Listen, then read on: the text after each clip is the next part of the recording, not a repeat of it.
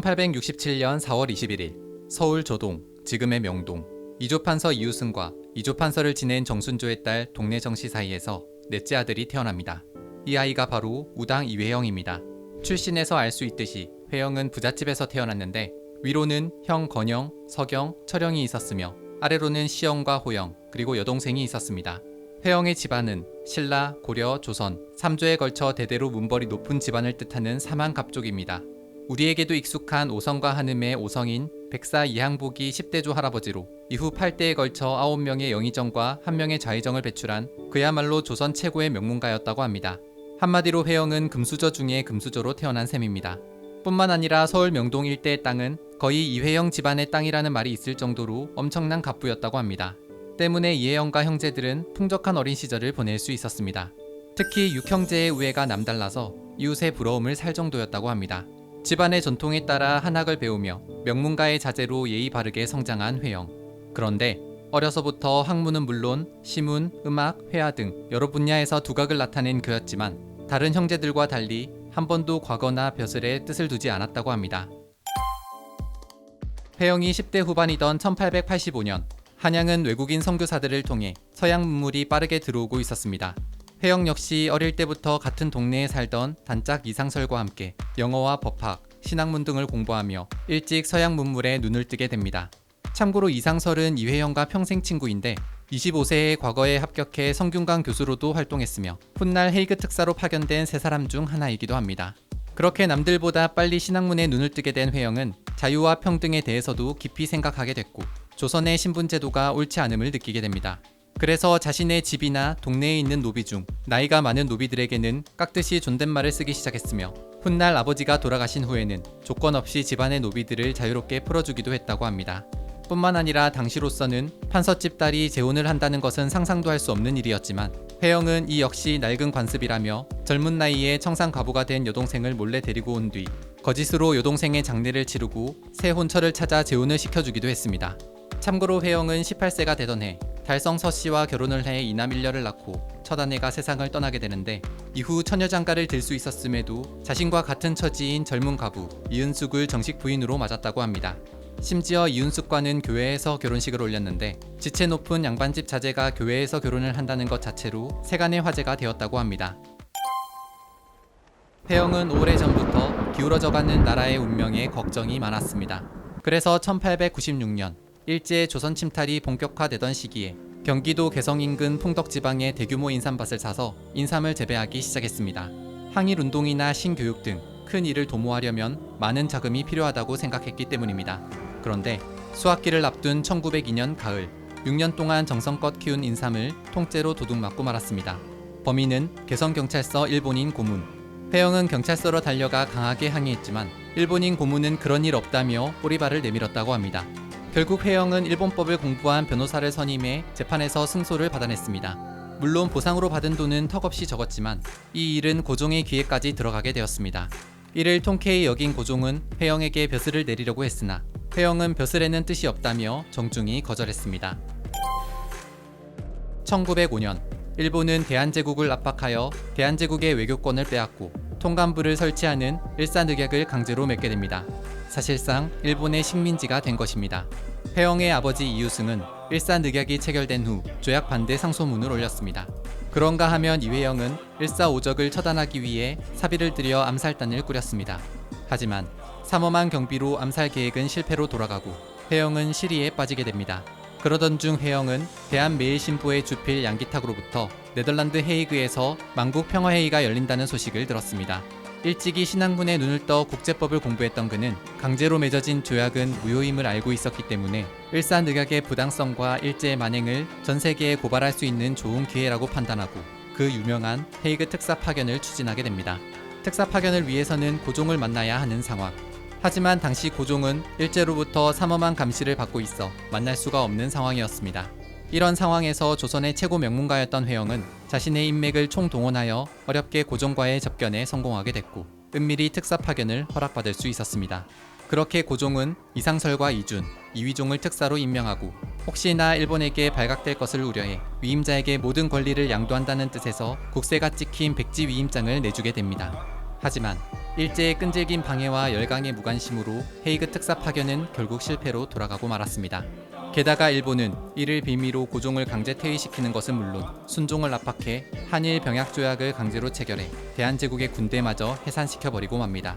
회영은 이 사건을 통해 더 이상 외교적 차원의 독립운동은 국가가 힘이 없으면 아무 소용이 없다는 것을 깨닫게 되었고, 일본과 싸우기 위해서는 강한 군대를 만들어야 한다고 생각하게 됩니다. 회영은 일본 감시가 소홀한 중국 만주로 눈을 돌렸습니다. 그는 이상설과 함께 만주 독립군 기지를 건설해 광복군 양성 계획을 세우기 시작했습니다. 그리고 어느 정도 계획이 무르익은 1910년 가을, 회영은 육형제를 한자리에 모아놓고 자신의 뜻을 밝혔습니다. 우리 집안이 대의를 위해 죽을지언정 일본 제국주의 아래에서 어찌 생명을 구한단 말인가. 그러면서 함께 만주로 떠나 독립운동에 매진할 것을 제안했습니다. 어찌 보면 황당하고 무모한 제안이었지만 넷째 회영의 제안에 육형제 중 누구 하나 반대하는 이 없이 그들의 자녀까지 모두 뜻을 함께하기로 결정했습니다. 사실 당시 조선 총독부에서는 양반들에게는 자기와 막대한 은사금을 내려주면서 독립운동은 쌍놈들이나 하는 짓이라고 선전하고 있었습니다. 그리고 실제로 많은 권문세족들이 일제가 준 자기와 돈을 받고 안락한 생활을 영위하던 중이었습니다. 조선 최고의 명문가인 회영의 집안 역시 일제에게 끊임없이 그런 제안을 받고 있던 상황으로 그냥 민족의 아픔에 눈 딱 감아버리면 호의호식 권세를 누리며 편안하게 살 수도 있었단 얘기입니다. 하지만 평생이 보장된 안락한 삶을 뒤로하고 이회영 일가는 독립운동 자금을 마련하기 위해 비밀리에 가진 재산을 모두 처분하기 시작했습니다.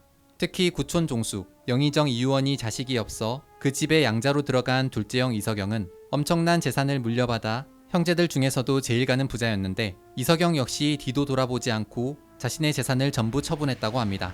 그렇게 이회영 일가가 마련한 돈은 40만원, 지금의 시세로 하면 600억 원, 땅값으로 치면 2조 원이 넘는 엄청난 액수였다고 합니다. 게다가 이마저도 일부는 처분하지 못하고 버리거나 급해서 헐값으로 처분한 금액이었기 때문에 실제로는 훨씬 더 많은 재산을 정리한 것이나 다름없다고 합니다.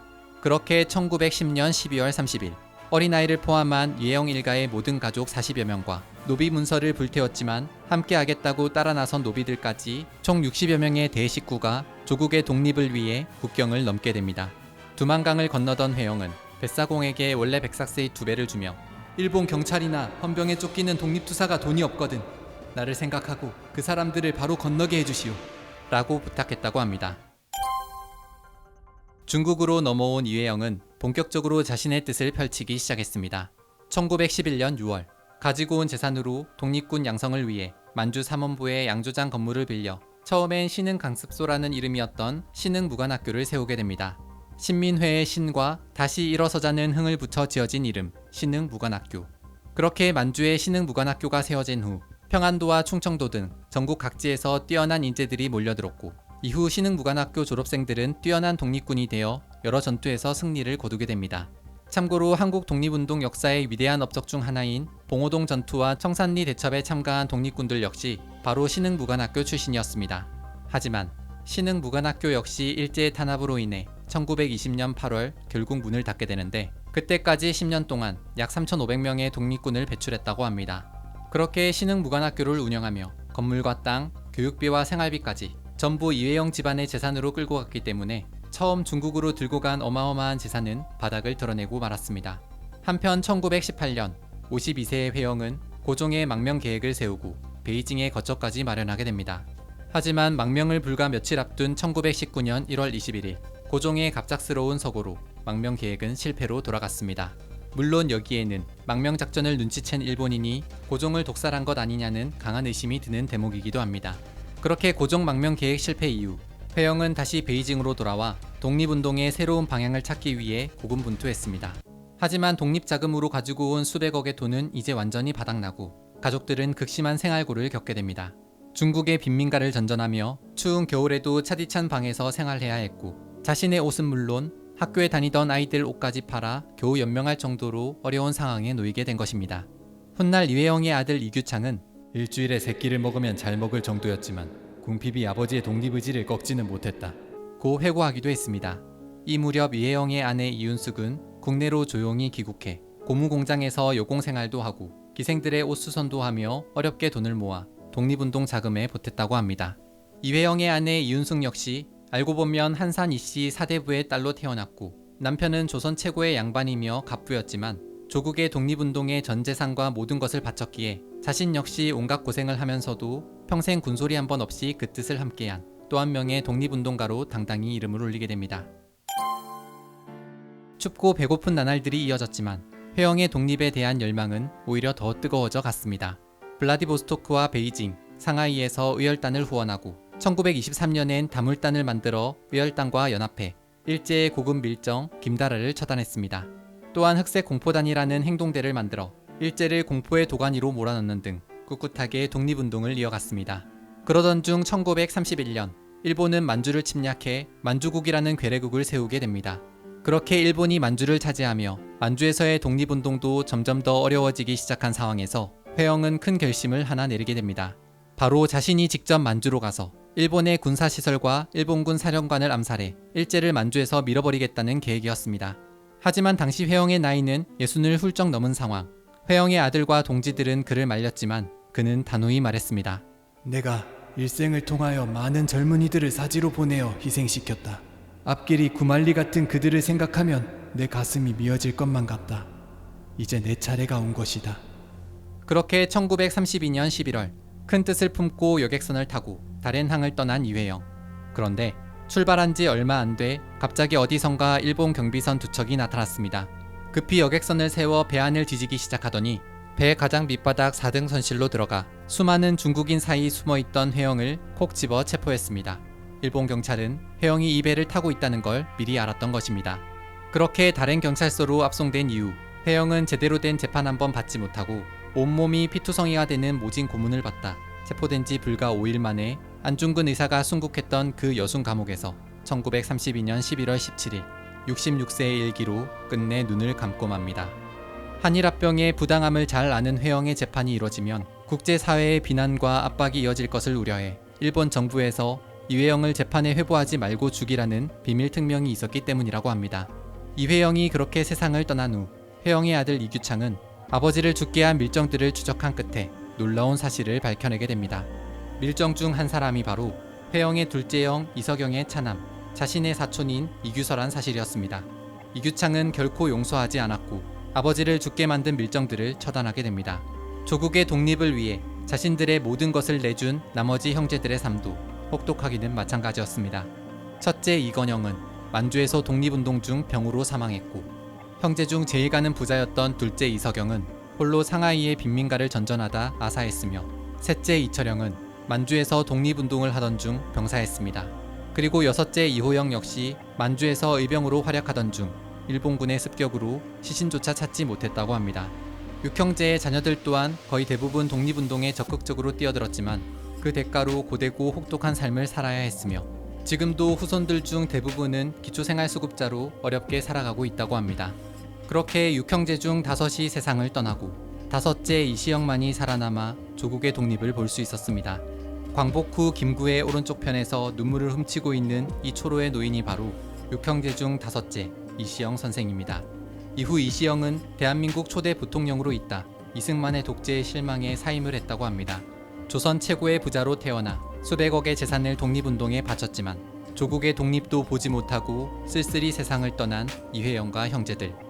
하지만 그들이 보여준 고결한 희생과 의지는 앞으로 더 선명히 우리 가슴에 살아 영원히 기억될 것입니다. 목적을 달성하지 못하였다 하더라도 노력하다가 그 자리에서 죽는다면 이 또한 행복인 것이다. 지금까지 자신들의 모든 것을 독립운동에 바친 노블레스 오블리주의 결정판, 진짜 명문가의 위엄을 보여주는 무당 이회영과 육형제에 대해 알아봤습니다.